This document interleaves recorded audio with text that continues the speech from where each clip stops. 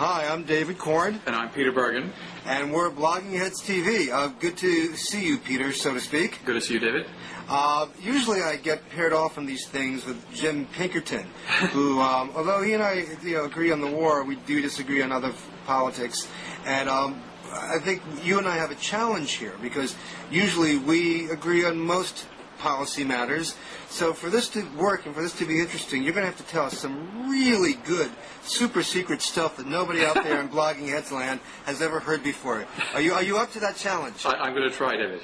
Okay, very good. Well, of course, most of our viewers are erudite enough to know that you are a noted terrorist expert working at the New American Foundation, of course, a commentator, I should say an expert commentator on CNN on matters relating to terrorism and homeland security. And your last book on bin Laden was called what? The Osama bin Laden I Know. The Osama bin Laden I Know. Not too many people can write a book with that title now, right? It was a compilation of interviews with anybody who actually has ever met Osama. Right. And you've recently been overseas. Yeah, I just came back from Afghanistan and Pakistan for 5 weeks. Okay, so you've had your boots on the ground. Yeah, so a month in Afghanistan. The situation there is, as you know, not good. It's a glass half full, glass half empty problem, but there's definitely a downward trend. Well, before we go to Afghanistan, let's start with someplace you haven't been yet, but that you follow quite closely, and that is Iraq. Mm-hmm. And maybe being in Afghanistan, you have actually, a certain perspective here to give us your assessment now of what's happening in Iraq. And we keep hearing from the advocates of the war, you got to give the surge more time. It's having, it hasn't turned the tide yet, but they keep saying that there are signs of progress out there. From your position, what do you see? Well, Nick Robertson, my colleague at CNN, did a very interesting piece a couple of nights back, and he was in Anbar province, and Nick has he's been traveling back and forth to Iraq for almost 20 years now. And, the violence in Anbar province has dropped enormously because the Sunni tribals have risen up against al-Qaeda in Iraq. Mm-hmm. Now, it may be that it's sort of a whack-a-mole thing where the insurgents have moved from Anbar to other provinces, but the fact is, in Anbar province, which is one of the most dangerous places in the world, it's now become, safe is not the right word, but at least better. Now, to what extent that's to do with the surge or not, I don't really know. And in the big picture, what does it mean if Anbar province, is quieter now? Well, this is where, by the U.S. Marines' own assessment that was leaked to the Washington Post in November of last year, Anbar province was being run by al-Qaeda. So if it's going from being run by al-Qaeda to, not particularly violent, and the Sunni tribals have chased al-Qaeda out of town, that's a good thing. But of course, there are other provinces in Iraq, and some of them. I'm going to murder the pronunciation of this one. I think it's Diluya. It seems like the violence has perked up there. So, on the surge, it always seemed to me quite improbable that it would work. Given General Petraeus' own counterinsurgency doctrine, you'd need 120,000 people in Baghdad alone to make the surge work. Obviously, Petraeus is, a brilliant guy and a very skillful commander, but the surge is not really a surge. It's more like it's more like a dribble. Well, on the show last week, Jim and I agreed that we even shouldn't use the word surge because that has sort of a temporary sound to it. The military commanders are now talking about keeping these troop levels up to April or mid 2008, and as you just noted, these just may be the beginning of increases in the increase of the troops, a boost in the boost. What is the word that should be used then? Well, escalation. Although I was on the radio the other day with Jonathan Weissman of the Washington Post, and he says at the Post they don't use the word surge unless it's in quotes and they're quoting somebody. He says they just use the phrase a troop increase. Right. Well, that's what it is. Which is what it is, and it's certainly not not necessarily temporary, and it's not necessarily limited to the number that Bush put out in January. Yeah. Right. Yeah. So anyway, the the situation in Afghanistan is certainly not Iraq. There's actually been a sort of mini surge in Afghanistan with 3,500 extra American troops coming in. Yeah, well, first, let's do the basics in Afghanistan. Yeah. You were just there. You were there for a couple of weeks, correct? Like a month. A month. Okay. Who's in charge of the military operations in Iraq? Because there's U.S. forces and NATO command forces too, right? Oh, in Afghanistan, yes. In Afghanistan, excuse me. It's a NATO operation, and the military commander, General McNeil, is a U.S. four-star general. But the NATO, the NATO operation, I don't think is going particularly well. I think, what's going on in Afghanistan has the capacity to maybe actually blow apart the NATO alliance. If there was a lot more deaths in the summer with some of the NATO host countries, Canada, Britain, and Holland are in the south where most of the violence are. In Canada, this is the biggest foreign policy question the Canadians have. They're not in Iraq, they are in Afghanistan. They haven't deployed for many, many years in any foreign conflicts. They've already taken, by Canadian standards, significant casualties, something like 10 plus Canadian soldiers in the last summer, also a Canadian diplomat. And Harper, who's in charge, is the Canadian Prime Minister. He's a conservative who's sort of pro-Bush, but it seems that Canadians are quite split on this. There's been a big story in Canada about alleged abuses in Afghan prisons when Canadian soldiers hand over Afghan prisoners, then subsequently these prisoners being tortured. So, you can easily imagine a strategy the Taliban has is to kind of attack countries with wavering support and basically get them to pull out. Now, how many countries in the Western Alliance? Well, let me put it this way: what percentage of the troops in the Western Alliance are non-U.S. troops? Well, here's the deal. There are 34,000 NATO troops, and the United States contributes about 10, 12,000 of that. And then separately, the United States also has 10 or 12,000, or actually maybe 15,000 in the east. And even though it's sort of technically under NATO, it's really much more of a completely U.S. military effort to go after the Taliban and Al-Qaeda, who are, of course, along the eastern border with Pakistan. So what's going on in the... So there are fronts in the east.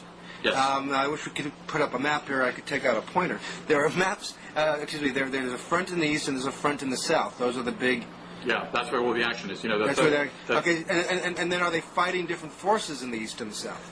Yeah, to some degree. The Taliban, there's sort of like the global jihadist Taliban at the top who, very quite embedded with Al-Qaeda. There are just local pissed-off farmers who may be described as Taliban who are objecting to poppy eradication. There are other militias. There's a guy called Gulbuddin Hekmatyar who's ironically enough, was a major recipient of U.S. aid in the war against the Soviet Union. Now he's fighting U.S. troops in northeastern Afghanistan. Oh, that's good to know. Yeah, $600 million of aid. Give us his name again? Gulbuddin Hekmatyar. Oh, yeah, Hekmatyar, yeah. Yeah, and then also a guy called Jalaluddin Haqqani who is fighting alongside the Taliban. He's in sort of the Waziristan area, central eastern Afghan Pak border. So there are different groups, but they're all united, in their effort to basically attack U.S. and international forces. Al-Qaeda is involved, helping the Taliban. We had a claim by the late and unlamented Mullah Dadullah, the Taliban commander who was killed over the weekend. Right. He claimed that bin Laden directed that attack on Bagram Air Force Base when Vice President Cheney was visiting there in February. And I sort of take that claim more or less at face value. Bin Laden may not have been involved in the nitty-gritty of the operation, but he's certainly in some way communicating with Taliban commanders and giving them ideas and ideological support, and in some cases... So the war... So what you're saying here is that the war in Afghanistan is actually, in part, a war against bin Laden. Well, yeah, I mean, that's as opposed to whatever's happening in Iraq. Yeah. That bin Laden is indeed, if not fully operationally, but it's in some form, at least quasi-operationally, involved with the people we're shooting at in Afghanistan. Yeah, it's interesting. The U.S. military, after the claim that bin Laden was involved in the Bagram Air Force attack against Vice President Cheney, or directed at the time when he was staying there, the U.S. military spokesman said that's not true. Bin Laden wasn't involved, but this other guy, al-Libi, was involved, which to me was a sort of non-denial denial, because al-Libi is a senior al-Qaeda guy who's based in Afghanistan, and so, just as bin Laden didn't get involved in the operational details of the 9/11 attacks, he wouldn't be involved in the operational details of Bagram Air Force attack. Well, if they don't know where he is, how can they know the extent of his involvement? Yeah, well, that's another interesting thing, David. I mean, a lot of people I talk to, I ask this sort of obvious question, which is, where is Osama? Is there any information? Right. And the short answer is they haven't had any good intelligence about his whereabouts for years. They have, informed hypotheses about where he might be, which is on the northern Afghan-Pak border up on the Pakistan side. But that's an informed hypothesis. It's not based on any real intelligence. With Ayman al-Zawahiri, the number 2 in al-Qaeda, there's clearly been good intelligence because they tried to kill him and almost succeeded back in January of 2006. I mean, you're the expert in this. How can bin Laden and al-Qaeda maintain such a level of operational security that for years there's no sound intelligence of any of his locations or movements? Well, he's not a dumb guy. I mean, he hasn't talked on a cell phone or a satellite phone for years, long before 9/11. He's also paranoid and secretive and disciplined, and so, he's taking... It's very hard. Are there like pissed off people, that like don't like Al-Qaeda being around? Even like a cousin who gets mad at somebody for the wrong reason, who walks in the door somewhere and says, "Hey, I got some information for you." Well, that's what's kind of... that's what you hope, and that's obviously what happened with Saddam, where basically, Saddam was shot by, somebody dropped a dime on him, probably in his immediate family or tribe. Mm-hmm. With bin Laden, there's been a cash reward on bin Laden's head since '99, $5 million. It's now up to $27 million. Why don't we make it just $1 billion? Well, actually, $1 billion. That is not a horrible idea, or even $100 million, and widely advertise it. But there've been no takers because the very limited number of people who know where he is are not motivated by money, and they regard him as sort of a very important religious figure. So they're not the kinds of things that usually get people. The 3 ways you usually get caught if you're a fugitive. One is somebody drops a dime on you because they want to pick up a reward, or because they're angry at you for whatever reason. 2, you get signals interception from cell phones or satellite phones. And 3, just sort of dumb luck. The fugitive makes a mistake. Eric Rudolph, for instance, who was bombed the Atlanta Centennial Park during the Olympics in '96. He was caught sheer dumb luck. He was dumpster diving near where he grew up, and the police officers saw him and sort of recognized him, and that was it. Well, we don't expect bin Laden to do any dumpster diving. There are no dumpsters to dive in about a 1,000-mile radius from where he is. But they did kill this Taliban commander. Yeah, that was a big deal. I mean, tell me why. Is that progress? Well, when Abu Musab al-Zakari was killed in Iraq in June of 2006, I said at the time, the day it happened, we're not going to be talking about Abu Musab al-Zakari 6 months from now, and we aren't. I mean, the guy is sort of like, he wasn't he was a very thuggish and effective, brutal guy who didn't really, we just don't talk about him anymore. Now, Mullah Dadullah is very much like Abu Musab al-Zakari. This is a guy who personally beheading people. In fact, he beheaded somebody that I know, an Afghan journalist, in April by the name of Ajmal Nashqabandi. He was kidnapping Western journalists. He was a quite effective military commander. He was giving the British and Helmand in the south of Afghanistan a fairly hard time. He was bringing in more suicide attackers, more IED attacks. So, he was a pretty. If you wanted to remove one person from the battlefield, it would have been him. But clearly, the Taliban have already announced that there's a replacement, and the Taliban's going to continue. The question is, how big a deal are the Taliban anyway? Yeah, I was leading to that. I mean, are they putting out press releases saying we are a big deal? I mean, how? I look back at my notes from like 2002, 2003, talking to U.S. military commanders in Afghanistan, and at that time, the Taliban were basically a nuisance. I mean, that was about as big a deal. They're now, a kind of a big problem. They're not going to overthrow this Karzai government. There's going to be no Tet offensive on Kabul, by the Taliban in the near future. You heard that here first on Blogging Hits TV. Peter Bergen guarantees us that Kabul is safe from the Taliban. But go ahead. Well, no, it's not safe from the Taliban in terms of suicide attacks. Right. In fact, the day I arrived, there was a suicide attack right outside the Afghan parliament. But they're not, they just don't have the military. You're looking at maybe 10 to 12,000 people tops. Mm-hmm. They don't have tanks, they don't have air support, they don't have helicopters. they've modified their tactics. A year ago, when I was embedded in the south of Afghanistan with the 10th Mountain Division, the commander there was encountering groups of Taliban up to 120 in battle formation. Now, what happens when you go up against the U.S. military like that? You're going to take a 30% casualty rate. So the Taliban have sort of regrouped and said, okay, we're going to do things smaller, IED attacks, suicide attacks. This is the whole we're learning from Iraq. We're learning from Iraq, and there is evidence that people have traveled from the tribal territories to Iraq to pick up. You don't need that many people to go to IED school in Iraq to come back, and it's going to be a problem.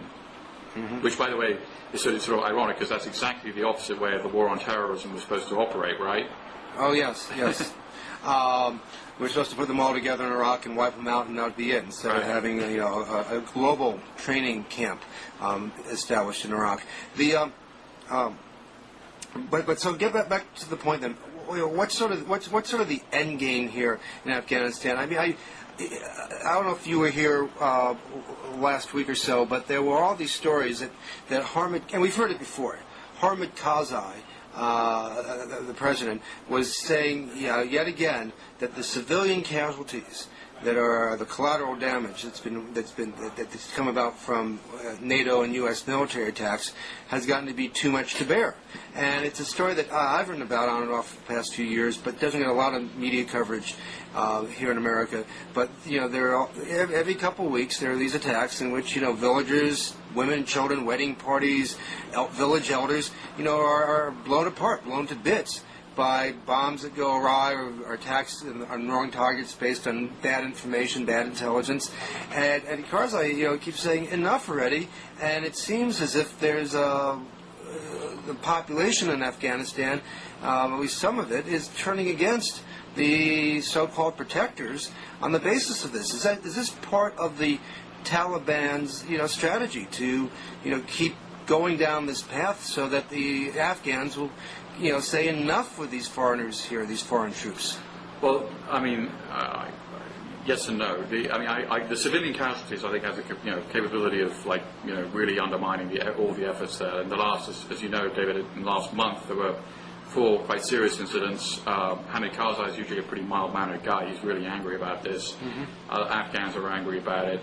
It may be a reflection of NATO doesn't have its act together and somehow doesn't have the right protocols to prevent this happening, or it keeps somehow we're calling in too much, or that NATO is calling in too much close air support in situations which maybe not required, or it certainly ends up killing people. And in fact, the worst incident appears to be in the western province of Iraq, which is really actually a very safe area, where a U.S. Special Forces Afghan National Army operation killed at least 50 civilians in the last couple of weeks. It was a raid. Yeah, and including women and children. So this wasn't like indiscriminate bombing or a mistaken bombing target. This was an on-the-ground raid in which women and children were killed. And that really seemed to promote a lot of outrage in Afghanistan. It's a big problem. And Pam Constable in the Washington Post has written recently about this. Carlotta Gall in the New York Times has written recently about this. I think it is getting a little bit more attention, deservedly so. But to the broader question, what do Afghans think about international forces? There have actually been 3 quite large polls by the BBC, worldopinion.org, and the Asia Society last year, and they all had more or less the same results, which is overwhelming negative views of the Taliban, very positive views of the international forces. Hamid Karzai has a 59% approval rating, even with Bush would like that, yeah. That's President Bush would kill for these numbers, right? So, and there's a seeming paradox. Why does all this optimism that Afghans have, despite all the things that we know have gone wrong? And the only answer for that is that they suffered through the Soviets, who killed 1.5 million Afghans, made 5 million refugees. Then they had a civil war that killed hundreds of thousands of more people, and then they had the Taliban, who brought peace and security at the price of instituting a sort of draconian, theocratic dictatorship. So, basically, even the things that have gone wrong is still looking better than the last 20 years of Afghan history. But I do agree with you, David, that the civilian casualty thing is a major problem. So is it your sense? Let me tell you why, by the way, it's happening in Afghanistan. Interestingly, there is a lot. There are a lot more sorties by bomb-carrying aircraft in Afghanistan than there are in Iraq. Many, many more. So it's not, it's not surprising when you have more sorties, you're going to have more civilian casualties. I mean, it really does seem like Afghanistan is the forgotten war. There's more coverage in the past couple weeks than I think there were in the past few months. But you very rarely hear the president talk about it, let alone any of the candidates running to replace him on the Democratic or Republican side. All the debate in Washington here is very sucked up by what to do over Iraq war funding, not anything in Afghanistan. Well, that's right. But I think, now the Democrats control Congress, and therefore they control the money, and for them this is the good war. And, to the Bush administration's credit, very late in the game, they've come up with $11.8 billion in aid to Afghanistan. A lot of it is aid to the Afghan National Army and the Afghan National Police, which, by the way, I think is a good idea because, as we know from Iraq, you can't have reconstruction if you don't have security, and the Afghan National Army is a somewhat functional organization. The Afghan National Police is a total disaster. They need a substantial amount of training. So, the Bush administration, maybe 2 years too late, began to realize, look, we can't be losing two wars simultaneously. We needed to really step up to the plate and do something. So, with the increased aid, with the increased U.S. military presence, these are good things.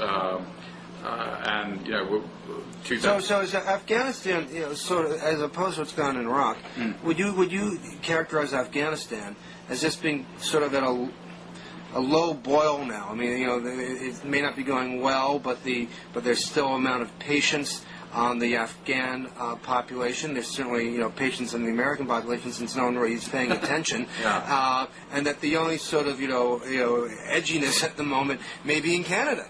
Well, and in other NATO countries. I mean, this is, Holland was a big deal. My wife's Dutch, so we follow what's been happening. Yeah, in Holland, this is, and of course, there's a huge amount of anger against the countries that won't fight. In Germany, the Germans, for obvious historical reasons, don't want to be involved in the fighting. But there are 26 NATO countries, involved in this, and only about 4 of them are really doing any of the heavy lifting. And that could be a cause for resentment going. It is already a cause for resentment. But as to your larger question, you can do a surge in Afghanistan that will work. Going back to the surge question, you can do a surge militarily, diplomatically, and reconstruction-wise. It actually has a fighting chance of actually, actually working, because it's classic counterinsurgency doctrine that the center of gravity of any conflict is the people. And we know from these polling results that the Afghan people remain broadly optimistic and pro the international forces. Now, there is a group called the Senators Council. I don't know if you've ever heard of them, David, but they're quite an interesting NGO that's interested in drug policy, and they polled a much more specific poll on attitudes towards the Taliban in Helmand, which is the southern province, which is the main place that poppy growing happens, and also a Taliban stronghold. And this is where warlords, seem to rule. Yeah, and it's a dangerous, very dangerous area right now. So, but 27% of the population there had a favorable view of the Taliban. So that, if you go to particular places, that's about as many. That's actually better than what Dick Cheney has in America. Yeah, well, I was actually in a place called Uruzgan, which is also sort of a Taliban's stronghold, and I went down there with a poppy eradication team, and do you know John You're Lee? a brave fellow to do that, Peter. Well, I went down. It turned into a bit of a disaster. This is something that is DynCorp is involved in. DynCorp being one of the major U.S. contractors. There's 250 Kabul policemen were trucked in. This is, a Taliban area, as I mentioned. They brought in a lot of these all-terrain vehicles, which are used to destroy the poppy fields, and it was fine. We were there for 2 days, and then 2 days later, when they went out for the eradication, they were ambushed for 4 continuous hours by the Taliban. In fact, do you know John Lee Anderson, David? Sure, the reporter and writer. Yeah, I actually helped John him Lee on and the book. his photographer were down there. They were literally running for their lives over the course of several hours. So it is very dangerous. I mean, and the one thing that I want to emphasize, one of the biggest reconstruction projects in the country, if not the biggest one, was the road between Kabul and Kandahar, which under the Taliban, I drove down. It was a 17-hour drive, a nightmare. Right. It's now a pretty comfortable 7-hour drive. And 2 or 3 years ago, I went into Kandahar and I got a cab, and I just took that road without really thinking about it. If you took that road now, as a Westerner, you'd be essentially signing your own death warrant, unless you had heavy security or were going with the U.S. military. So, in the south of the country, the picture really changes quite dramatically. The security is really, really bad. It's becoming very dangerous in the south. But it seems to me you've been somewhat a little optimistic about the chances for progress in Afghanistan. Yet that seems to be you've just described a really negative trend line that's been developing over the last year or two. I mean, how do you stave that and and bring back security so that you can take the highway again? It's a very good question. I don't know. I don't have any magic answers. I mean, you used the word trend line. The trend line is, it's going down. I mean, I went to a bizarre background briefing by a senior NATO official who was supposedly being candid and off the record, and he was talking about all this progress in 2006 in Afghanistan. I was like, wait a minute. I mean, it's like, a journalist I know just got beheaded. The suicide attacks have quintupled. The IED attacks have doubled. The attacks on international forces have tripled. We've got suicide attacks happening in Kabul on a fairly regular basis. Half the country's a no-go area for foreigners, and you're talking about progress. It just didn't make any sense. So, I have a sort of rather confusing picture because there are some things that are good. I mean, there are 5 million refugees have returned. 40% of girls are in school. There was a successful parliamentary and presidential election. Hamid Karzai is still a very popular figure in the country. And then you have all these negative things. And of course, 92% of the world's heroin is coming out of Afghanistan. We had something we barely discussed. I'm just starting to read Jim Risen's piece in the New York Times today about the poppy situation. It's one interesting scenario that I've been thinking about is, could the Taliban become more like the FARC in Colombia? The FARC, started as a rigid Marxist ideological group that really devolved into a drug cartel. The Taliban certainly are profiting from this. They're making some good money, and $1 million is a huge amount of money in Afghanistan, and you're looking at least $1 billion coming out of the drug trade. At least $1 billion. It's a third of GDP. That is a ton of money in Afghanistan, and it really explains. The corruption is fairly endemic. One thing that I'm puzzled. Can't we just buy $1 billion from our perspective, nationally? It's not a lot of money. Can't we just go in there and buy up the crop? Well, and then dump it in the ocean. We're actually spending $780 million on drug eradication on our drug policy. So we're spending almost as much on eradication as they're making on growing it. The farmers make like $750 million.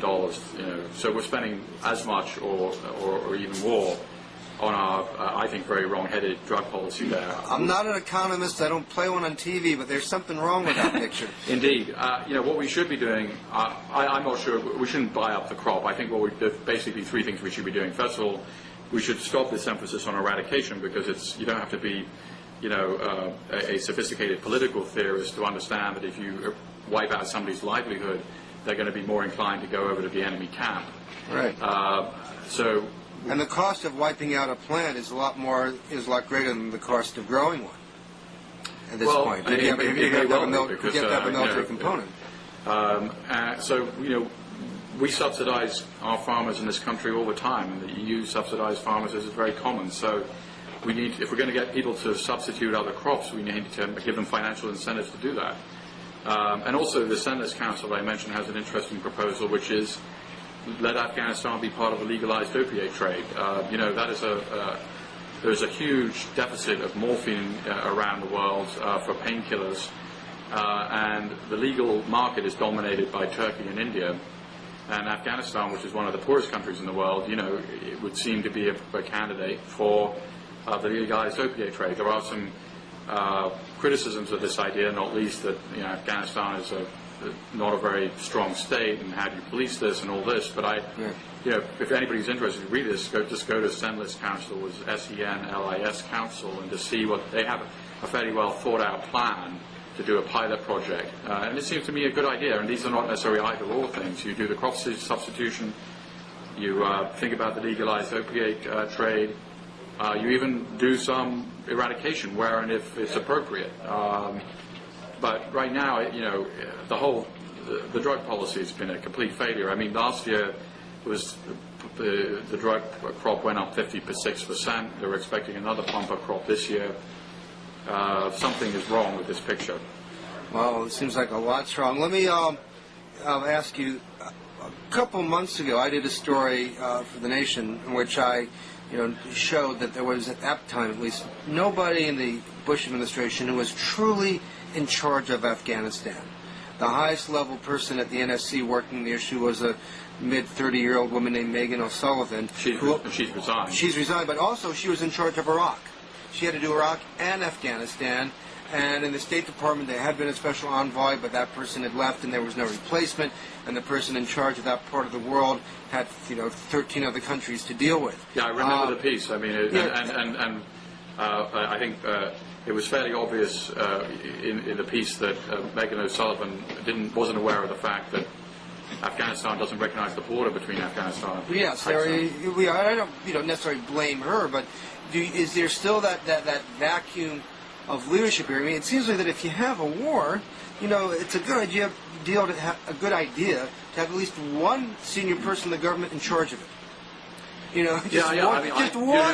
I guess now that they've announced that General Douglas Lute is in charge of everything.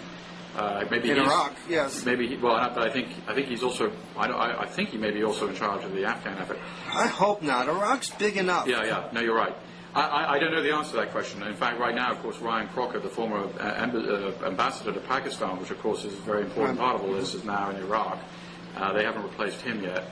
The new ambassador in Afghanistan, American ambassador, is actually somebody who was in Colombia before, which is, I think, one of the reasons that you're seeing this sort of eradication first drug policy. Well, he did a great job stopping drugs down there, didn't he?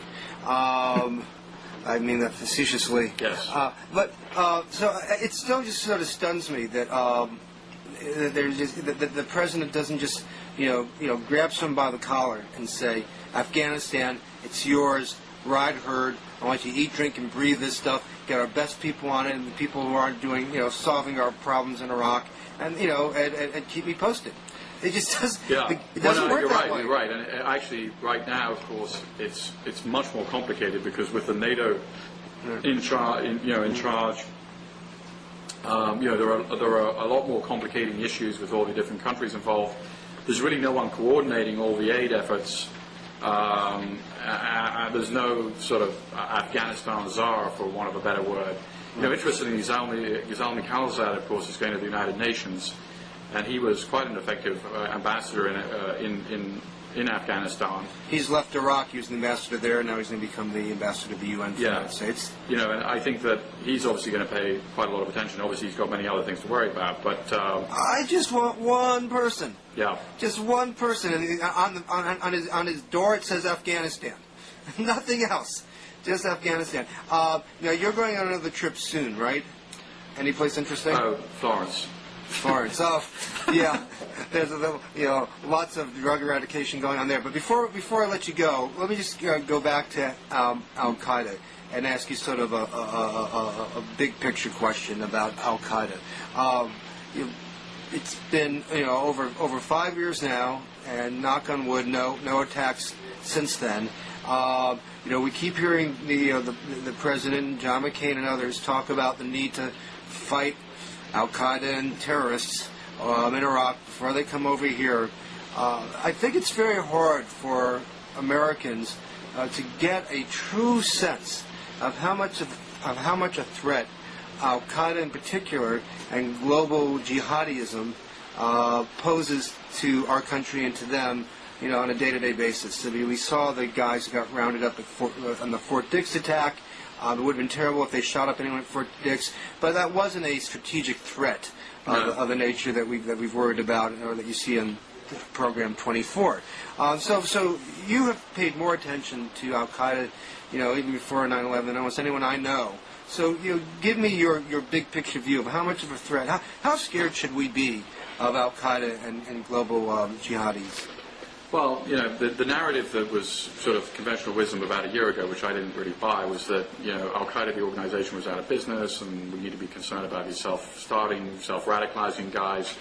like people you mentioned, the Fort Dix people, people in Miami, and Al Qaeda, the organization, attacked us on 9/11, and Al Qaeda, the organization, is regrouping on the Afghan-Pakistan border and is demonstrating some serious abilities, not least the attack in London on July 7, 2005. The attempt to bring down 10 American airliners in the summer of 2006, if that had succeeded, would have been a 9/11 style event. I think their ability to attack the United States right now is quite constrained. I don't believe there are Al-Qaeda sleeper cells. If they are, they're so asleep they're effectively dead. They've done nothing. There are these sort of self-radicalizing cells in the United States, which are a concern, but as you say, it's not a strategic problem. They might, if they got lucky, they might kill, some people or blow up a federal building somewhere. I mean, if they had some skills, they might be a Timothy McVeigh type who, killed 168 people. Right. But that's not a 9/11 style event. So I think for the next few years, for a variety of reasons, not least of which is that the United States government has made, some changes, and the American public is vigilant, and Al Qaeda is sort of weakened, etc. We're okay. I mean, but I think all bets are off once the Iraq War, or series of wars, starts subsiding, and we pissed off a lot of Iraqis, and I think that one of the things we're going to see is a large number of Iraqis turning their attention to the United States once they're done with their own civil war. Afghans did not become members of Al-Qaeda at all, but Al-Qaeda in Iraq is a 90% Iraqi organization. Now, is that an argument that in support of John McCain's contention and others that if we have to win in Iraq, otherwise they will follow us home? Should we keep the war going there so they don't come here? Well, you don't want. I mean, in that case, we need to be in war in Iraq, forever, right? So we're not. I mean, that doesn't make sense. But I do agree with. If you think about the narrative the jihadists have about us, we're a paper tiger, and if we pull out, there's no doubt that they would say we're a paper tiger. But more importantly, what is their strategy? Their strategy is to get a state or part of a state in the Middle East to basically regroup. And basically, the analogy is not Vietnam in the 70s, but it's Afghanistan in the 90s, where we supported the Afghan resistance. It was a brilliant success. And then we closed our embassy in '89 and basically said goodbye, and we never thought about the place. Right. And we can't do the same thing. It doesn't matter who wins in 2009. Whatever is said in the election, the thing that I think everybody agrees is that we can't allow central and western Iraq to be essentially taken over by the jihadists. I'm not a military strategist. I don't know how you prevent it, but whether that's special forces that remain deployed there, the tens of thousands of troops that remain there, people over the horizon in Kuwait or Qatar or whatever. But that's the one thing we must prevent. Okay, well, on that note then, let me wish you well in the tough streets of Florence, Italy. But you deserve it. I mean, in all seriousness, Peter, you show tremendous courage to go where you go and do the reporting you do so that people like I and Blogging Ahead TV's viewers can be better informed. So, I mean, really, thanks a lot for that. Well, David, thank you. Okay, well, hopefully we'll see you soon. Come back and tell us what you found in Florence. Okay, good. Thanks a lot, man. Bye. Bye.